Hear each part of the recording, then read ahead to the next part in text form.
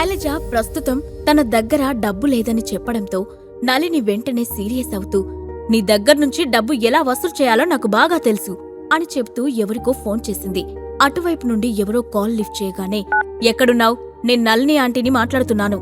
నేను first peoples హాస్పిటల్లో ఉన్నాను. ఇక్కడ ఒకరు నా దగ్గర లక్షల్లో అప్పులు చేసి డబ్బివ్వకుండా ఎదురు తిరుగుతున్నారు. మీరు ఒకసారి రావాలి అని చెప్పింది.